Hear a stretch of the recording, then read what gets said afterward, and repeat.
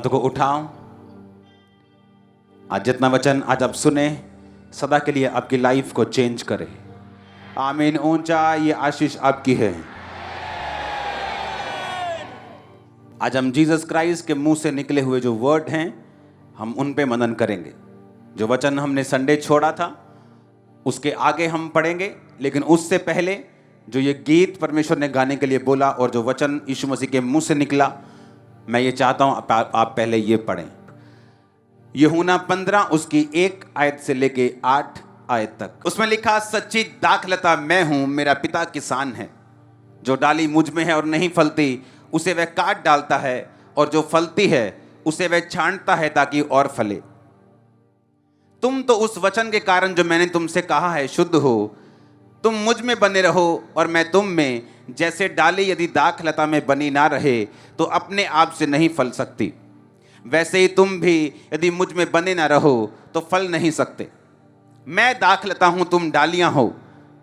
जो मुझ में बना रहता है और मैं उसमें, वह बहुत फल फलता है, क्योंकि मुझसे अलग होकर तुम कुछ भी कर नहीं सकते।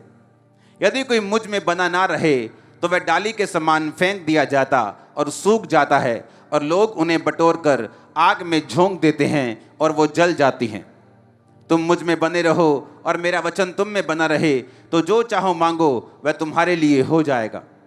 मेरे पिता की महिमा इसी से होती है कि तुम बहुत सा फल लाओ, तब भी तुम मेरे चेले ठहरोगे। ये बात पक्की, जितना वचन ये दिखने में सिंपल और सुनने में लग रहा है इतना है नहीं, क्योंकि आपको अभी मालूम होने वाला है। यीशु मसीह ने कहा, मेरे पिता की इच्छा ये है कि तुम फल लेके आओ। यानी पिता ये चाहता है कि जब तुम मसीह में आ जाओ तो तुम्हारी जिंदगी में टेस्टिमनीज हों, तुम्हारी जिंदगी में गवाहियां हों, तुम्हारी जिंदगी में बड़े बड़े काम हों, ताकि तुम मेरे चेले ठहरो। परमेश्वर ने कहा, मेरे पिता की महिमा इससे होती है कि तुम बहुत सा फल लाओ और तब तुम मेरे चेले ठहरोगे। ये बात पक्की है। आप चाहे चर्च के आखिर में बैठें, चाहे फ्रंट में बैठें, आप चाहे गरीब परिवार से हैं, आप चाहे छोटे हैं बड़े हैं, कोई मायने नहीं रखता परमेश्वर के सामने। जब आप परमेश्वर में आते हैं आप सबको एक जैसा विश्वास का कटोरा दिया जाता है, एक जैसी गवाहियां आपको सुनने को मिलती हैं। और बाइबल कहती है परमेश्वर ये इसलिए आपको देता है कि उसके बाद आप फलों को लेके आएँ, आपकी लाइफ में गवाहियां हो, आपकी लाइफ में उद्धार हो, आपकी लाइफ में हीलिंग हो, और जिस काम के लिए परमेश्वर ने आपको अपने पास बुलाया वो काम आपकी लाइफ में कंप्लीट हो। अब जो सुनने वाली बात ये है, ध्यान से, परमेश्वर ने कहा, मैं दाखलता हूं, मेरा बाप मेरा पिता किसान है, तुम डालियां हो। तुम क्या हो? तुम डालियां हो। उसने कहा, मेरा पिता तुम्हें छांटता है। हालेलुया। क्या करता है वो? तुम्हें। दूसरी आयत में लिखा, जो डाली मुझ में है और नहीं फलती उसे वो काट डालता है, और जो फलती है उसे वो छांटता है ताकि वो और फले। एक 1.5 मिनट की वीडियो है जिसमें आपको ये नजर आएगा कि जब एक किसान दाखलता को, अंगूरों की बेल को ज्यादा फलदार करना चाहता है तो उसे वो बेल छांटनी पड़ती है। अगर वो नहीं छांटेगा और वो ग्रो होती जाएगी, वो बेल कभी भी फल नहीं लेके आएगी और अंगूर जो हैं उनमें बीमारी लग जाएगी। वो 1.5 मिनट की वीडियो देखो 1 सेकंड के लिए। मैं पॉल एडल हूं, RHS गुन वेस्ले के लिए टीम लीडर। मैं आज आपको बाहरी लताओं की मौसमी छंटाई पर कुछ सुझाव देने जा रहा हूं। बहुत से लोग उन्हें अपने बगीचों में उगाते हैं, पेरगोला या ओवर आकर्स पर बढ़िया, जैसे कि हमारे यहाँ वेस्ली में है। वे वर्ष के इस समय में और अच्छी गुणवत्ता वाले अंगूर प्राप्त करने और उन्हें रोग मुक्त रखने के लिए वहां वृद्धि करते हैं। हमें यह सुनिश्चित करने की आवश्यकता है कि हम कुछ युक्तियों के साथ छंटाई करते हुए थोड़े मौसमी के शीर्ष पर हैं। हम ये देखने जा रहे हैं कि आपको क्या करने की आवश्यकता है आपको वो अच्छा फल वर्ष के अंत में दें। तो यह मध्य जून है, अंगूरों में पहले से ही कुछ वृद्धि हुई है और हमने कुछ शुरुआती छंटाई की है जहां हमें अंगूरों की ताकत को नियंत्रित करना है।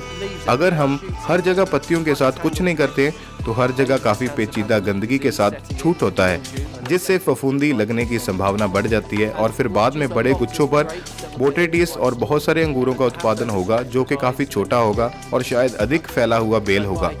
तो अगले साल ये इतना उत्पादन नहीं करता है। इसलिए थोड़ी छंटाई करके हम फसल को नियंत्रित करते हैं, हम रोग की संभावना को कम करते हैं और हम इस वर्ष अच्छे आकार के अंगूरों के साथ एक अच्छा स्वस्थ पौधा बनाते हैं। और भविष्य के वर्षों के लिए जिस तरह से हम उन्हें यहाँ उगाते हैं वह रॉड और स्पर सिस्टम पर है। इसलिए हमारे पास प्रत्येक सर्दियों में पुरानी लकड़ी की एक स्थायी छड़ होती है जो इसके साथ साथ स्पर्श बनाने के लिए वापस आ जाती है। अब हम 1 महीने पहले उस रॉड के साथ हर 10 या 15 सेंटीमीटर फैल गए हैं। हमने इसे केवल एक पार्श्व बर्स बनाने की इजाजत दी है और अगर ये फूल रहा था तो हमने इसे फूलों के गुच्छों से परे पत्तियों तक बढ़ने की अनुमति दी थी और फिर हमने इसे बंद कर दिया। अब हालांकि वे कुछ नई वृद्धि कर रहे हैं, कुछ द्वितीयक वृद्धि जहां से हमने उन कटों को पत्ती की धुरी से बनाया है, इसे फिर से छूट किया गया है। हमें नए अंकुर विकसित हो रहे हैं। हमें इस पार्श्व की लंबाई से अलग अलग जगहों पर आने वाले साइड शूट भी मिल रहे हैं। अब हमें जो करने की जरूरत है वो ये है कि हमने सुनिश्चित करना है कि पेचीदा गंदगी या अधिक फूलों की कलियों का उत्पादन ना हो। हम साइड शूट को नए विकास के केवल एक पत्ते तक छोटा करना चाहते, जिसे हमने कुछ हफ्ते पहले काट दिया। इसे अच्छा और स्वस्थ रखने से आएगा और इन जोरदार लताओं पर पूरे गर्मियों में इसे कई बार दोहराएगा। उम्मीद है इन टिप्स के साथ आप अपने बगीचे में बेल से निपटने के लिए आत्मविश्वास महसूस करेंगे। इसके बजाय कई छोटे गुच्छों का उत्पादन करने के लिए इसे इतना जोरदार और ऊंचा होना बंद करें। अब आप इन सरल तकनीकों से अंगूरों के कम लेकिन बड़े गुच्छों का उत्पादन करने जा रहे हैं। आपको शरद ऋतु में आनंद लेने के लिए कुछ देना है और आने वाले कई वर्षों तक एक स्वस्थ बेल अंगूर का उत्पादन करने जा रही है। सुनो, वो क्या कह रहे हैं? वो किसान कहता अगर मैं उसको छांटूंगा नहीं तो उनमें रोग पैदा होगा और उस सही जगह के ऊपर ग्रोथ जो है वो नहीं होगी। अब जब परमेश्वर आपको अपने में लेके आता है, यीशु मसीह के एक एक जो वर्ड है, एक एक वचन वो सुनने वाला है। परमेश्वर ने कहा जब तुम मुझ में आओगे तो अगर तुम फल लेके आओगे, यानी अगर तुम्हारी जिंदगी में प्रेयर होगी, तुम्हारी जिंदगी में आत्मा के फल होंगे, प्रेम होगा, आनंद होगा, धीरज होगा, विश्वास, नम्रता, संयम, वो फल होंगे। तुम्हारी जिंदगी में फास्टिंग होगी, पवित्रताई होगी। तो उसने कहा मेरा पिता तुम्हें छांटेगा और जब वो तुम्हें छांटेगा तो तुम्हें दुख होगा। तुम्हें लगेगा कि मेरा पिता मुझे क्यों छांट रहा है, मैं तो अच्छी तरह से चल रहा हूं, फिर भी मेरे जीवन में दुख क्यों है। मैं तो प्रार्थना भी कर रहा हूं, मैं तो रोजे भी रख रहा हूं, मैं तो टाइथ भी दे रहा हूं, मैं तो पवित्रताई में भी हूं, लेकिन क्यों ये पेन, ये दुख मुझे छोड़ के नहीं जा रहा? क्योंकि परमेश्वर आपके प्रेजेंट को नहीं देख रहा, वो आपके फ्यूचर को देख रहा है। उसे दिख रहा है कि आप आने वाले समय में बहुत जबरदस्त रीति के साथ फल लेके आने वाले हो, उसे ये दिख रहा है। लेकिन अगर आप फ्यूचर में फल चाहते हैं, अगर आप इस किसान की वीडियो आप इंटरनेट पे सर्च करना कि जब एक डाली को वो चाहता है कि बहुत सा फल लेके आए, तो वो कहता है उसे मुझे छांटना पड़ता है ताकि वो नियंत्रण में रहे और जो फल आए वो पूरा आए। अब परमेश्वर ने कहा अगर तुम मेरी डालियां हो और मैं तुम्हारी दाखलता हूं, मैं अंगूरों की वेल हूं, तुम मेरी डालियां हो, तो मेरा पिता जब तुम फल लेके आओगे, जब तुम अच्छा काम करोगे, जब तुम परमेश्वर में चलोगे, वो तुम्हें छांटेगा, वो तुम्हारी छंटाई करेगा। और छंटाई किसी भी विश्वासी को पसंद नहीं है। जब परमेश्वर आपकी छंटाई करता है, दाऊद की छंटाई की गई, यूसुफ की छंटाई की गई, जब उसे गड्ढे में डालकर बेच दिया गया, उसे लगता था परमेश्वर ने मुझे छोड़ दिया, लेकिन परमेश्वर ने उसे छोड़ा नहीं था। ये उसकी छंटाई का टाइम आ चुका था, क्योंकि परमेश्वर ये चाहते थे कि आने वाले समय में ये बहुत सा फल लेके आए। आपको ये दिमाग में रखना है। अगर आप ये दिमाग में नहीं रखेंगे तो शैतान आपका फायदा उठाएगा। दिमाग में रखना है कि परमेश्वर का वचन क्या कहता है कि मैं बहुत सा फल लेके आऊं, बहुत सा। अपने आंखों को बंद करके अपने दिल में बोलो, परमेश्वर मुझसे ये चाहता है कि मैं बहुत सा फल लेके आऊं। आमीन। अब परमेश्वर ने फल लाने का तरीका बता दिया कि अगर तुम फल लेके आओगे और अगर तुम बहुत सा फल लेके आना चाहते हो तो मेरा पिता तुम्हें छांटेगा। जब मेरा पिता तुम्हें छांटेगा तो तुम दुख नहीं मनाओगे। जब वो तुम्हारी प्रार्थनाओं का उत्तर तुम्हारे हिसाब से नहीं देगा, तुम दुख नहीं मनाओगे। जब वो ऐसे लोगों को तुम्हारी जिंदगी से दूर करेगा जो फ्रूटफुल नहीं है लेकिन तुम्हारे लिए खतरनाक है, लेकिन तुम नहीं चाहते वो दूर हो, तो तुम दुख नहीं मनाओगे।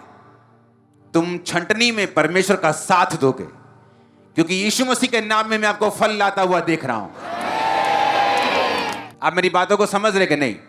परमेश्वर ने कहा यह दिमाग में वचन रखना है कि परमेश्वर ने कहा कि मेरा पिता ये चाहता है, मेरा पिता जब तुम्हें छांटता है तो उसके दिमाग में ये है कि तुम बहुत सफल लेके आओ। कई बार वो तुम्हें तुम्हारी बाजू में पेन देगा ताकि उस पेन के चक्कर में तुम प्रार्थना बढ़ा सको और उस प्रार्थना के जरिए तुम्हारा परिवार मसीह में आ सके।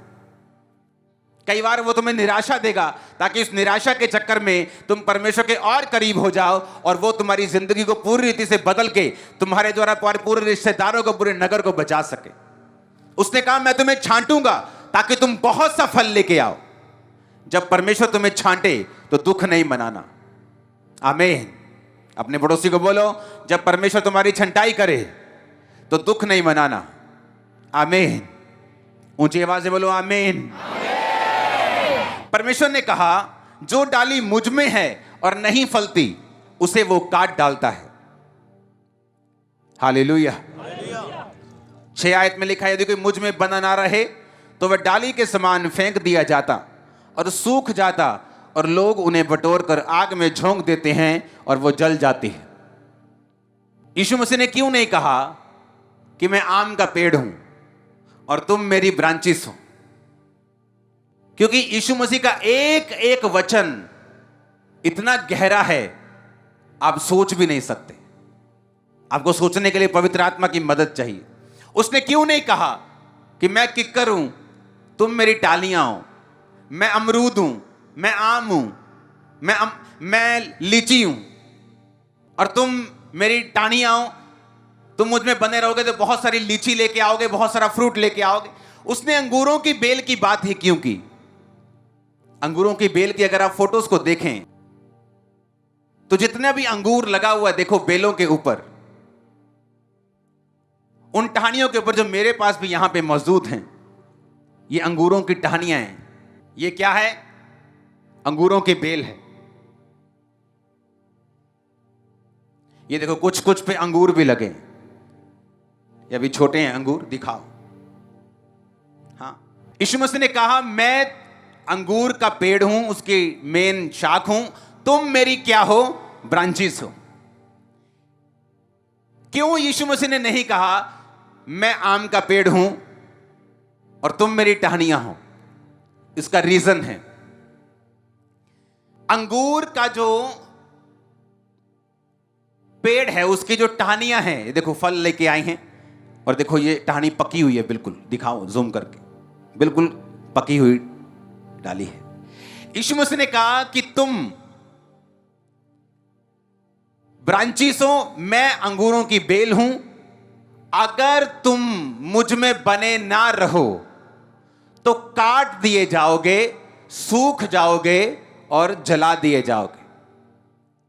अगर आम का पेड़ सूख जाए, उसकी बड़ी बड़ी ब्रांचेस होती हैं, लोग उन्हें काट के प्याले बना लेते हैं, क्रॉस बना लेंगे, चलो चर्च लेके चलेंगे।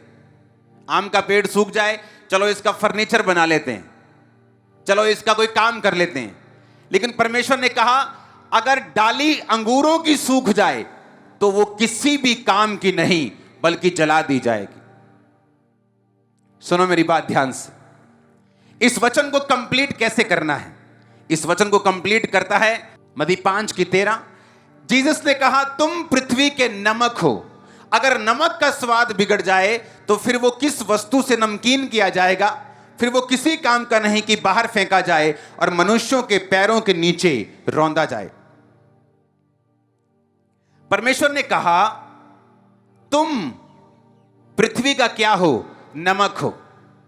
उसने ये नहीं कहा तुम एक शानदार कुर्ता हो, तुम एक शानदार कमीज हो, तुम एक शानदार कपड़ा हो। क्योंकि अगर एक शानदार कपड़ा तन पे नहीं रहता तो मम्मी काट कर उसकी छोटी बहन की फ्रॉक बना देती जब वो फट जाए। जो लोगों के पास ज्यादा पैसा नहीं होता उनको मालूम है कैसे बनाती हैं। पर्दे की फ्रॉक बना देते, पर्दा फट गया उसकी फ्रॉक, अच्छा फ्रॉक भी फट गई उसका पोचा, पोचा भी चला गया उसके बाद भी वो काम आता रहता कपड़ा। लेकिन परमेश्वर ने कहा तुम कपड़ा नहीं हो, तुम नमक हो। कहता अगर नमक खराब हो गया तो फिर धत तेरे की, वो किसी काम का नहीं, मनुष्यों के पैरों के नीचे रौंदा जाएगा। उसने कहा अगर वो व्यभिचार, वो गलती अविश्वासी करे तो हो सकता है उसकी जिंदगी किसी ना किसी काम आ जाए, लेकिन अगर एक विश्वासी बिगड़ जाएगा तो वो किसी काम का नहीं, वो पैरों के नीचे रौंदा जाएगा, अविश्वासी से बुरी हालत हो जाएगी और वो किसी काम का नहीं होगा। मसीह में आने के बाद सिनेरियो चेंज हो गया। मसीह में आने के बाद सारी परिस्थिति बदल गई। परमेश्वर ने कहा अब तुम अंगूरों की बेल की टाहनियां हो, पर यह बात अब तुम याद रखना, तुम मुझ में हो तो फलते रहोगे। जिस दिन मुझसे बाहर हुए तो इस टहनी की तरह तुम फेंक दिए जाओगे, उसके बाद सूख जाओगे और उसके बाद इसका कोई फर्नीचर नहीं बनेगा, इसका कोई काम नहीं होगा, सीधा जला दिए जाओगे और ये किसी काम नहीं आएगी। हालेलुया! कितने इन बातों को समझ रहे हैं? इसीलिए परमेश्वर ने कहा तुम टाहनियां हो, तुम ब्रांचेस हो, लेकिन किसकी? अंगूरों की।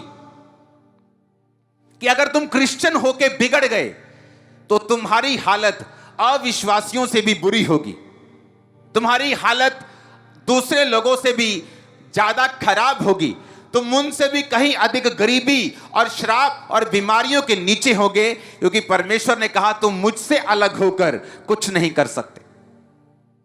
परमेश्वर ने कहा तुम पाप में थे और मुझ में आए, और अगर फिर पाप में चले गए, इससे अच्छा होता कि तुम आते ही नहीं, क्योंकि सच्चाई को जानकर पाप में जाना आपकी हालत को 7 गुना बुरा करता है। वचन इस प्रकार बाइबल में कहता है। इसलिए परमेश्वर ने कहा तुम टाहनियां हो, तुम नमक हो।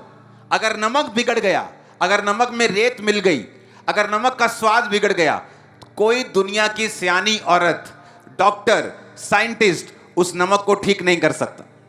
वो बिगड़ गया, अब वो कोई काम का नहीं। अब वो पैरों के नीचे लिखा फेंक दिया जाएगा और मनुष्यों के पैरों के वो नीचे आएगा। कितने इन बातों को समझ रहे हैं? इसलिए परमेश्वर ने कहा तुम मैं अंगूरों की बेल हूं, तुम मेरी टहनियां हो, तुम मेरी ब्रांचेस हो। अगर तुम फले तो मेरा बाप तुम्हें छांटेगा, वो तुम्हें छांटेगा ताकि तुम और फल लेके आओ, अगले सीजन और फल लेके आओ, अगले सीजन और फल लेके आओ।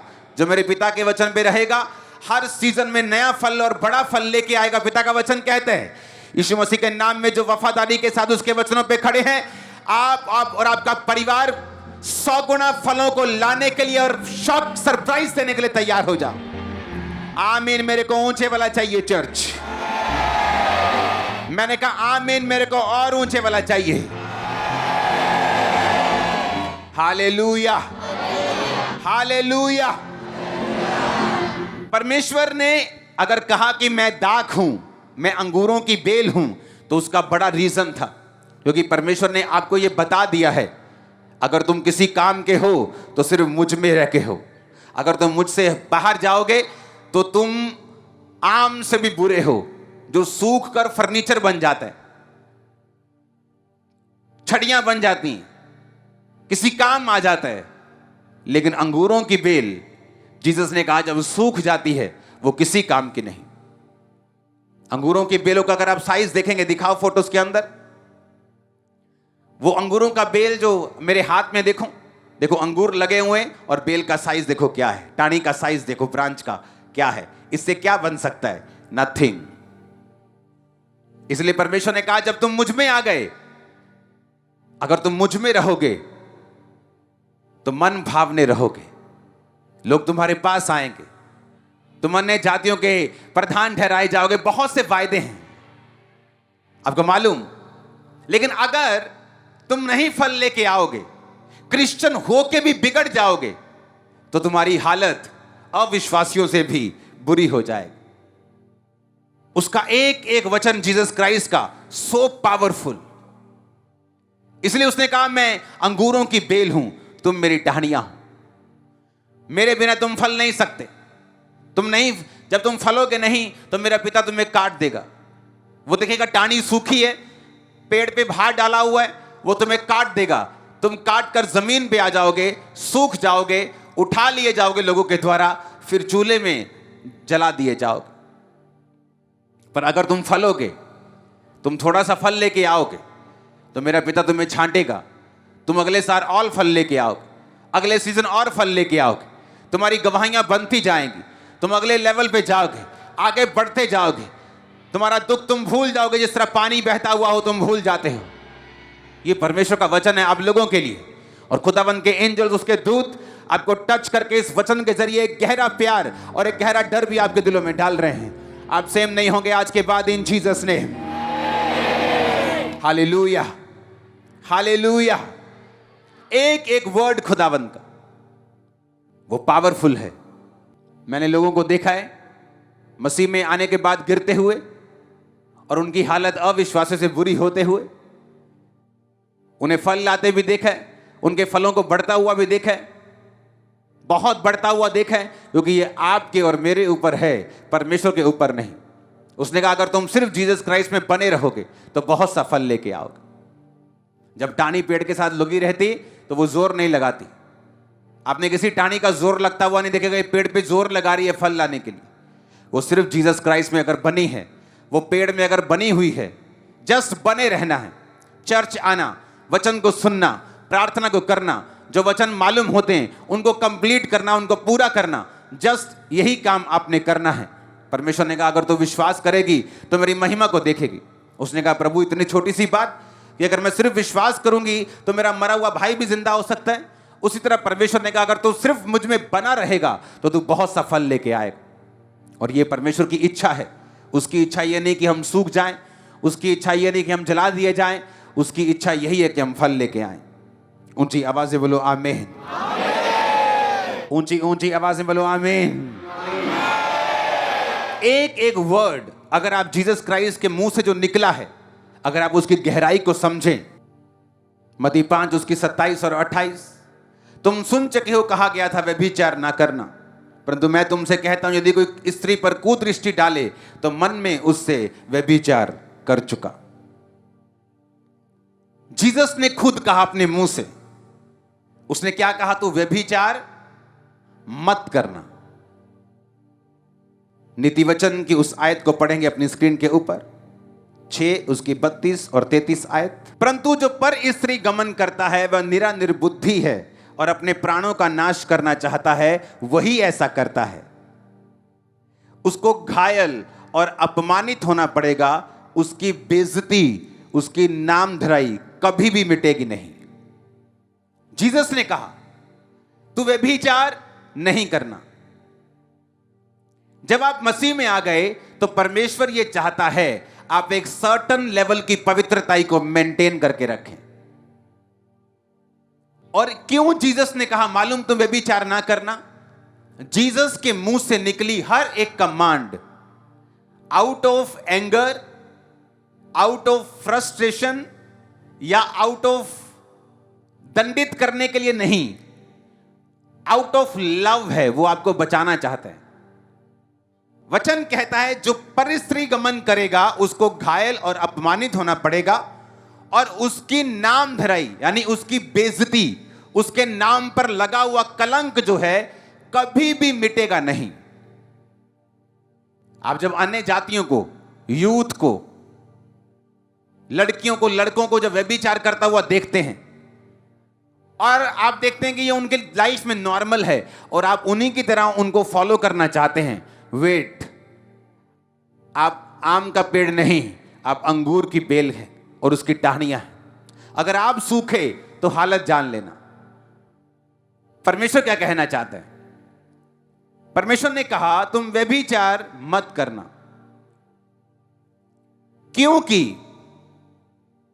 एक व्यक्ति जब मसीह में आ गया, अगर उसकी शादी है, हो चुकी है, अपने पार्टनर के अलावा अगर वो किसी और के साथ गलत काम करता है या वो कुंवारा है और किसी वेश्या के साथ, किसी व्यक्ति के साथ वो गलत काम करता है, तो बाइबल ऐसा कहती है कि वो एक कि मनुष्य जब उसकी शादी होगी वो अपनी पत्नी के साथ एक तन होगा और उससे मिला रहेगा। परमेश्वर ने कहा जो वेश्या के साथ संगति करता है वो एक तन हो जाता है। यानी उस वेश्या की लाइफ में जितने श्राप हैं, जितने कर्स हैं, जितने उसकी फैमिली के बैकग्राउंड के कर्ज हैं, बीमारियों के, कैंसर के, एड्स के, जितने शुगर के, गठिए, जितने कर्ज हैं, वो तुमने शेयर कर लिए। अब लोग पूछते हैं, जब मैं मसीह में आ गया और मुझसे व्यभिचार हो गया, क्या प्रभु मुझे माफ नहीं करेगा? प्रभु आपको माफ कर देगा, पर एक कंडीशन है। आप रास्ते में मान लो जा रहे, एक बंदा जा रहा है रास्ते में, उसका एक्सीडेंट हो गया और उसकी एक बाजू टूट गई और डॉक्टरों ने उसे काट दिया, क्योंकि वो रफ ड्राइविंग करता था, शराब पी के रोड पे निकल जाता था, मस्तियां करता था रोड पे, और उसका एक्सीडेंट हुआ, एक बाजू काट दी गई। उसने फिर फैसला किया, आज से मैं शराब नहीं पीऊंगा और जब रोड पे जाऊंगा अच्छी रीति के साथ चलूंगा और कभी भी मस्ती नहीं करूंगा और कभी भी शरारत नहीं करूंगा। तो मैं आपसे ये पूछना चाहता हूं, जब उसने तौबा कर ली कि दोबारा वो गलती कभी नहीं करेगा, क्या उसकी बाजू वापिस आ जाएगी? मैंने कहा, क्या उसकी बाजू वापिस आ जाएगी? नहीं आएगी ना। उसी तरह से जब एक आत्मा में आप गलती करते हैं, एक व्यभिचार करते हैं, प्रभु आपको माफ कर देगा अगर आपने माफी मांगी है, दोबारा ना करने का आपने निश्चय किया है। पर जो बाजू, जो आत्मिक आंख आपकी कट चुकी है, वो तमाम उम्र तक, आपकी लाइफ के मरते दम तक आपको उसे सहना होगा, चाहे आपने माफी मांग ली है तो भी। जितनी औरतों के साथ आप सोते जाएंगे, उतना अधिक घायल और अपमानित आप होते जाएंगे। दाऊद, जब उसने व्यभिचार किया बैतशबा के साथ और उसके पति को मरवा दिया, और नातान आया और उसने कहा कि तूने ये गलत किया, तूने जो तलवार चलाई तेरे घर पे भी तलवार चलेगी, तूने जो व्यभिचार किया तेरे घराने में भी अब ऐसा ही होगा। और दाऊद का बेटा उसके खिलाफ हुआ, तलवार चली, वो मारा गया। दाऊद के बेटे ने दाऊद की ही औरतों के साथ कुकर्म किया, व्यभिचार बोया, दाऊद ने व्यभिचार काटा। और दाऊद ने ये व्यभिचार की फसल तब काटी जब परमेश्वर ने उसे माफ कर दिया था, तो भी दाऊद की जिंदगी से इस पाप का असर उसके मरते दम तक कभी नहीं गया। प्रभु ने उसे माफ कर दिया। उसने प्रभु से कहा कि प्रभु मैं शोक करता हूं अपने व्यभिचार का, मुझे माफ कर, मेरी हड्डियों में चैन दे। खुदा ने उसे माफ कर दिया, यह पक्की बात है। लेकिन उसका बेटा उसके खिलाफ हुआ, फिर वो मरा। जब सुलेमान के राजा बनने का टाइम आया, उसका एक और बेटा उसके खिलाफ हो गया, उसके घर में फिर तलवार चली, उसका बेटा फिर मारा गया। लोग फिर निराश हुए, क्योंकि ये दाऊद की बोई गई फसल थी। पाप माफ हो सकता है, पर उसके कॉन्सिक्वेंसेस, उसका असर आप और आपके परिवार पर कभी भी आपकी जिंदगी भर खत्म नहीं होगा। यह बात को याद रखना। माफ वो कर देगा आपको। आपने व्यभिचार कर लिया, अपनी गर्लफ्रेंड के साथ सो गए, आपने माफी मांगी, आपको माफी मिल गई, बट उस पाप का जो कॉन्सिक्वेंसेस, जो असर है आपकी लाइफ पर, आपके मरते दम तक। दाऊद 70 साल का था। इमेजिन करो, 40-45 साल की उम्र में उसने पाप किया, और 70 साल की उम्र तक भी, माफ होने के बाद भी वो कॉन्सिक्वेंसेस, उस असर ने उसकी लाइफ का पीछा नहीं छोड़ा। जितनी औरतों के साथ मैंने देखा, लोग जो व्यभिचार में होते हैं, औरतों के साथ अलग अलग, बंदों के साथ अलग अलग सोते हैं, एंड में उनकी लाइफ इतनी उस लेवल पर प्रभावित हो चुकी होती है कि अगर वो माफी भी मांग लेते हैं तो अच्छी बात है, लेकिन वो असर उनकी लाइफ से खत्म नहीं होगा। क्योंकि बाइबल कहती है, जिसके साथ तुम एक तन होते हो वो तुम एक हो जाते हो। उसका सारा श्राप तुम्हारा, उसका सारा संघर्ष तुम्हारा, और लाइफ लॉन्ग तुम्हारे जीते जी वो असर तुम्हारी लाइफ को छोड़कर कभी नहीं जाएगा। चाहे तुम उस व्यक्ति को छोड़ दो, तुम्हें मालूम भी ना हो वो व्यक्ति कहाँ है, लेकिन माफी मांगने के बाद भी वो असर तुम्हारी जिंदगी को छोड़ के नहीं जाएगा। तो इसका मतलब क्या माफी ना मांगे? नहीं मांगनी चाहिए, क्योंकि हो सकता है आज एक बाजू उसकी चली गई, कल को फिर शराब पी के जाएगा रोड पे, दोनों टांगे चली जाएं। तो इससे अच्छा यही है कि जब एक बाजू चली गई, तो उसको सीख के रूप में लेके अब एक बाजू और दो टांगों के साथ जीवन अच्छी तरह से बिताया जाए परमेश्वर में। जो हो गया वो हो गया। अब कोई मूर्ख ही होगा जो ये कहेगा नहीं नहीं मेरी कौन सा बाजू वापिस आनी है, अब मैं फिर वही काम करूंगा, तो हो सकता है दूसरी भी चली जाए, टांगे भी चली जाए, आंखें भी चली जाएंगी, मौत भी हो जाए। हालेलुया। इसीलिए जो लोग व्यभिचार में होते हैं उनको माफी तो मिल जाती है, लेकिन वो एक सर्टन लेवल की हिंड्रेंस, एक रुकावट, एक संघर्ष अपनी लाइफ में वो हमेशा रखा हुआ देखते हैं और वो सोचते हैं कि क्यों मेरी लाइफ में ऐसा हो रहा है। एक सर्टन लेवल की पवित्रताई परमेश्वर आपसे डिमांड करता है, क्योंकि जीसस क्राइस्ट के मुंह से निकला हुआ एक एक वचन बहुत पावरफुल है और असरदार है। अगर वो कहता है व्यभिचार मत कर तो मत कर, इसमें तेरा फायदा है। उसने कहा अगर तूने आंखों से व्यभिचार किया, तूने आंखों से कुदृष्टि डाली, तो तू व्यभिचार कर चुका। क्यों शैतान इस पाप में आपको गिराने की कोशिश करता है? इसीलिए क्योंकि उसे मालूम है अगर तू ये पाप करेगा तो उसका असर वो तुम्हारी लाइफ में लाइफ लॉन्ग लेके चलेगा, मरते दम तक। तुम 80 के हो जाओ तब भी, 90 के हो जाओ तब भी। इसीलिए शैतान का पूरा जोर रहता है इंटरनेट के जरिए, इंस्टाग्राम के जरिए, टिकटॉक के जरिए, कि वो पूरा व्यभिचार इंसानों के दिल में डाले और वो गलत कामों को करें। हालेलुया। नीति वचन 7 अगर आप पूरा पढ़ेंगे तो उसमें संसारिक प्रेम के बारे में लिखा है। वो ऐसा प्रेम जो शैतानी है, जो शारीरिक है, जो अनैतिक संबंधों की ओर लेके जाता है, और उस प्रेम का कितना बुरा असर होगा उसके बारे में भी लिखा है। इसलिए परमेश्वर ने कहा जो व्यभिचार में गिर सकता है वो शादी करवा ले, वो मैरिज करवाए। अगर तुम कुंवारे नहीं रह सकते तो मैरिज करवाओ, लेकिन अगर तुम पाप में गिरोगे तो याद रखो वो लाइफ लॉन्ग वो तुम्हारी लाइफ में रहेगा। मुझे मालूम है आपको डर तो लगेगा ये वचन सुन के, लेकिन ये एक सच्चाई है जिसे मोड़ा नहीं जा सकता। सैमसंग ने पाप किया, व्यभिचार किया, उसकी आंखें निकल गई, खुदा से माफी मांगी, आंखें वापिस तो नहीं आई, पावर वापिस आ गई, फिर से वो काम करने लगा और हिला दिया पूरा मंदिर, लेकिन आंखें वापिस नहीं आई। जब जागो तभी सवेरा।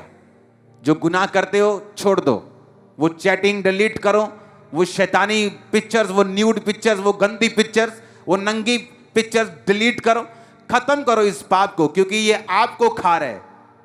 आपके पास्टर को फर्क नहीं पड़ेगा, आपके किसी बंदे को फर्क नहीं पड़ेगा, वो आपको फर्क पड़ेगा। आने वाली आपकी जनरेशन, आपके बच्चों तक उसका असर जाने वाला है अगर आप उसे छोड़ेंगे नहीं तो। इसलिए शैतान का पूरा जोर लगा है इंटरनेट के जरिए पूरी वो वल्गर चीजों को फैलाए, नंगी चीजों को फैलाए। जो नंगी लड़कियां लोग सीडी लाके देखते थे अब इंटरनेट पे आराम से मिल जाती, क्योंकि शैतान का फुल जोर है कि आपको इस पाप में फंसाए। उसको मालूम है इस पाप का असर क्या है। आपकी लाइफ में बड़े से बड़ा अटैक, बड़े से बड़ा दुख, बड़े से बड़ी मुसीबत, आप उसे काट सकते हो, भगा सकते हो अगर आप पवित्रताई में हो तो। पवित्रताई एक गुण नहीं, पवित्रताई एक फायर है, एक पावर है, एक ताकत है, एक हथियार है जो बड़े से बड़े अटैक को फिनिश कर सकती है आपकी लाइफ से। वो शर्मिंदगी को फिनिश कर सकती, वैरी को शर्मिंदा रख सकती, अगर आप पवित्रताई की सामर्थ्य को समझ जाएं तो। कितने इस बात को समझ रहे हैं? आज लोगों को पता चल रहा है कि जीसस क्राइस्ट के वर्ड वो दिखने में सिंपल हैं, पर अगर उनके बीच में घुस जाओ तो वो आपको सुधार देते हैं। हालेलुया। जब आपको मालूम होता है कि ये व्यभिचार 5 मिनट का मेरी लाइफ लॉन्ग मुझे तंग करने वाला है तो मुझे नहीं चाहिए। ये 10 मिनट की गंदगी लाइफ लॉन्ग। और परमेश्वर ने क्या कहा, नीति वचन फिर से पढ़ेंगे, उसने कहा उसको घायल और बेइज्जत होना पड़ेगा, उसकी नाम धराई कभी नहीं मिटेगी। आज तक दाऊद के पाप के बारे में जिक्र होता है, उसकी अच्छी बातों का भी जिक्र होता है, उसके पाप के उसकी नाम धराई आज तक मिटी नहीं। उसका अपमान लिखा कभी मिटेगा नहीं। वो सदा उसको लेके चलना पड़ेगा। अगर यीशु मसीह ने कहा तू चोरी मत कर, तो मैं आपको बताऊंगा कि क्यों कहा। अगर उसने ये कहा व्यभिचार ना कर, मैं आपको बता रहा हूं कि उसने क्यों कहा। उसके पीछे एक बड़ा लंबा रीजन है, वो आपको बचाना चाहता है उन आंसुओं से। अब दाऊद जितना मर्जी रोए कि खुदावंद मेरा बेटा मेरे खिलाफ ना हो, लेकिन ये होके रहेगा, क्योंकि उसने इस व्यभिचार की फसल को बोया था, उसे वो काटना पड़ेगा। ऊंची आवाज में बोलो हालेलुया, ऊंची आवाज में। नीति वचन 6:32, जो पर स्त्री गमन यानी दूसरी स्त्रियों को देखता है, गलत काम करता है, वो निर्बुद्धि लिखा, वो मूर्ख है। जो अपने प्राणों को नष्ट करना चाहता है वही ऐसा करता है। नीति वचन के बाद मत्ती पढ़ेंगे, 7 आयत से पढ़ेंगे, जो दयावंत हैं क्योंकि उन पर दया की जाएगी। जीसस ने कहा धन्य है वो, ब्लेस्ड है वो, खुश रहेंगे वो, आनंदित रहेंगे वो जो दयावंत होंगे। दया इसलिए नहीं कि वो लोग दया के काबिल होंगे, इसलिए कि आपको परमेश्वर ने दयावंत रहने के लिए बोला है। इसलिए नहीं आप उनको माफ करेंगे क्योंकि उन्होंने माफी मांग ली, आप उन्हें इसलिए माफ करेंगे क्योंकि परमेश्वर ने कहा अगर तू माफ नहीं करेगा तो मैं भी तुझे माफ नहीं करूंगा। तू अगर दयावंत होगा तो मैं तेरे साथ दयावान होऊंगा। बाइबल कहती एक व्यक्ति अपने देनदार से जिससे उसने पैसे देने थे मिला और उससे कहा ओए पैसा निकाल मेरा, नहीं तो तेरे को अभी मैं जेल में देता हूं। उसने माफी मांगी, उसने बेग किया, उसने भीख मांगी और बोला प्लीज मैं पैसा नहीं दे सकता, प्लीज मुझे कुछ समय दे दो, मुझे माफ कर दो। और वही व्यक्ति उसे माफ नहीं करता और खुद वो राजा से माफी लेके आया था और राजा को बोला था कि मुझे माफ कर दे, पैसा नहीं दे सकता। और आगे जब उसने किसी से पैसे लेने थे, जैसे राजा ने उसे माफ किया, उसने आगे माफ नहीं किया। किसने राजा को जाके बता दिया कि तूने उसको माफ किया था ना, लेकिन उसने अपने अगले कर्जदार को माफ नहीं किया। राजा ने कहा बुलाओ और उसे जेल में डाल दो। कि जिस तरह मैंने उस पर दया की, उसे भी दया करनी चाहिए थी। क्या आपके मेरे गुनाह माफ होने के काबिल थे? क्या मैंने जो परमेश्वर की कलीसिया को सताया, क्या माफ होने के काबिल था? नहीं, लेकिन उसने मुझे माफ किया। मैं आपको प्रीच कर रहा हूं, इसलिए मुझे भी माफ करना है उनको जो इस काबिल नहीं। बाइबल में लिखा विश्वासियों को परमेश्वर ने कुत्तों के साथ कंपेयर किया। कि कौन से विश्वासी? लिखा जो विश्वासी एक दूसरे को दांत से काटते और फाड़ते हैं, एक दूसरे की बदनामी करना, एक दूसरे को नीचा करने की कोशिश करनी, अपनी मिनिस्ट्री को अप करने के लिए दूसरी मिनिस्ट्री के बारे में बुरी बातें को बोलना। परमेश्वर ने कहा ऐसे कुत्तों से चौकस रहना, काट कूट करने वालों से चौकस रहना। तुम दयावान बनना जिस तरह तुम्हारा पिता दयावान है। आगे लिखा धन्य है वो जिनके मन शुद्ध हैं क्योंकि वो परमेश्वर को देखेंगे। जब आप परमेश्वर में आते हैं, 2 तरह के विश्वासी हैं, एक वो जो साफ दिल के हैं, एक वो जो शुद्ध दिल के हैं। सब क्रिश्चियन, सब यहूदी साफ दिल के थे, लेकिन यूसुफ शुद्ध दिल का था। और बाइबल कहती है जो शुद्ध मन के हैं वो परमेश्वर को देखेंगे। दाऊद जब शाऊल के उससे भाग रहा था और शाऊल को मारने का उसे मौका मिल गया है एक गुफा में, तो उसके दोस्त बोले दाऊद शाऊल को मार दे क्योंकि यही तेरा दुश्मन तेरे प्राणों का ग्राहक है, और जब ये मर जाएगा तो उसी कुर्सी पे चला जाएगा जिसके लिए खुदा ने तेरा राजा होने के लिए अभिषेक किया। पर दाऊद ने कहा चाहे प्रभु का आत्मा शाऊल पर से उठ चुका है, पर मैं इसको मारूंगा नहीं क्योंकि ये यहोवा का अभिषिक्त है। जो अभिषिक्त था, जिस पे आत्मा उतरता था, दाऊद उसको भी मार के खुश नहीं था। इमेजिन करो जो अब सही चल रहा है, जिस पे आत्मा उतरता है, जो लोग परमेश्वर के करीब हैं, उनके खिलाफ बोलकर लोग कहां जाएंगे? इमेजिन करो, शाऊल जो गिरा हुआ था उसके खिलाफ वो नहीं चलना चाहता था, उसे मालूम था ये गलत है। और सोचो जो खड़ा है उसके खिलाफ चलना अपने परिवार को श्रापित करने के बराबर है। यीशु मसीह ने कहा धन्य है वो जो शुद्ध मन के हैं। कौन था शुद्ध मन? दाऊद के जैसा, जिसने कहा नहीं मैं इसको नहीं मारूंगा, चाहे मेरे प्राण का ग्राहक है, चाहे इसके बाद ये कुर्सी मेरी है राजा की, लेकिन तब भी मैं शॉर्टकट नहीं अपनाऊंगा, मैं इसे माफ करूंगा। और कहा धन्य हैं वो जिनके मन शुद्ध हैं, क्योंकि वो परमेश्वर को देखेंगे। क्या देखेंगे? परमेश्वर के ऐसे काम जो आप लोगों की लाइफ में नहीं होते, ऐसी ग्रोथ, ऐसी ब्लेसिंग जो सब मिनिस्ट्रीज में नहीं है। लेकिन आपके मन अगर शुद्ध नहीं, अगर साफ हैं, खुदावंद आपको बरकत देगा, वो खाना देगा, वो यूसुफ के दूसरे भाइयों की तरह आपको चलाएगा, आपके परिवारों को बढ़ाएगा। ये ब्लेसिंग अलग है। लेकिन उसने कहा अगर तुम्हारा मन शुद्ध है तो तुम मुझे देखोगे। धन्य हैं वो जो मेल करवाने वाले हैं, क्योंकि वो परमेश्वर के पुत्र कहलाएंगे। कौन है मेल करवाने वाला? जो परमेश्वर के साथ मेल करवाते हैं, जो सेवक हैं, सुसमाचार के प्रचारक हैं। आप लोग जो परमेश्वर के प्रचार को करते हैं, जो मेल करवाते हैं अन्य जातियों का, दूसरे लोगों का जो परमेश्वर से दूर हैं और परमेश्वर से उनका मेल मिलाप करवाते हैं वचन के द्वारा, उन्हें चर्च के बारे में बता के, जीसस के बारे में बता के, वचनों को सुना के, तो परमेश्वर ने कहा तुम धन्य होगे, क्योंकि तुम परमेश्वर के बेटे, तुम परमेश्वर के पुत्र कहलाओगे। हालेलुया। अगर वो तुमको बेटा बनाएगा, तुम्हें वारिस भी बनाएगा। तुम्हें वारिस बनाएगा, तुम्हारा ध्यान भी रखेगा, तुम्हें बढ़ाएगा भी, तुम्हें सुरक्षित भी रखेगा, तुम्हें ऊंचा भी रखेगा, टाइम पर बरकत भी देगा। ये पुत्र होने का मतलब इतना बड़ा है। आमीन। लेकिन उसके लिए क्या करना पड़ेगा? मेल करवाना पड़ेगा। कितने लोग हैं जिन्होंने पिछले 1 महीने में एक भी रूह बचाई है? हाथ खड़ा करो। एक बंदे को मसीह में लेके आए पिछले 1 महीने में, हाथ खड़ा करो जरा। ये देखो, आधे भी नहीं, 25% भी नहीं। तो परमेश्वर ने क्या कहा? धन्य हैं वो जो मेल करवाने वाले हैं। वो खुश रहेंगे, ब्लेस्ड रहेंगे। Blessed are those who are peace maker, जो मेल करवाने वाले हैं। क्या आप मेल करवाने वाले हैं?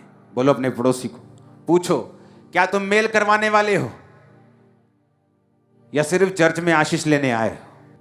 लेकिन यीशु ने कहा जो मेल करवाने वाले हैं मेरे पुत्र कहलाएंगे, मेरे बच्चे कहलाएंगे, मेरे बेटे मेरी बेटियां कहलाएंगे। आमीन। धन्य हैं वो जो धर्म के कारण सताए जाते हैं, क्योंकि स्वर्ग का राज्य उन्हीं का है। तुम सताए गए जब तुमने चोरी की, सताए गए जब तुमने लड़कियों को छेड़ा, लेकिन अब कहता जब तुम धर्म के कारण सताए जाओगे, जब तुम यीशु मसीह के नाम के कारण सताए जाओगे, तो स्वर्ग का राज्य तुम्हारा होगा। आनंदित होना, खुश होना, क्योंकि स्वर्ग में एक बड़ा प्रतिफल तुम्हारा इंतजार कर रहा है। सताव बुरी बात नहीं, रोने चिल्लाने की बात नहीं। सताव इस बात का सबूत है कि परमेश्वर का हाथ आपके सिर के ऊपर है। जब सताव हो तो दुख नहीं मनाना, आनंदित होना। अपने हाथों को उठाओ, इस बेल को याद रखो, देखो इसे फिर से, देखो फिर से इसकी अंगूर को, इसकी टहनी को, और याद रखना ये बात कि तुम क्या हो अंगूरों की। अगर सूखे तो क्या होगा?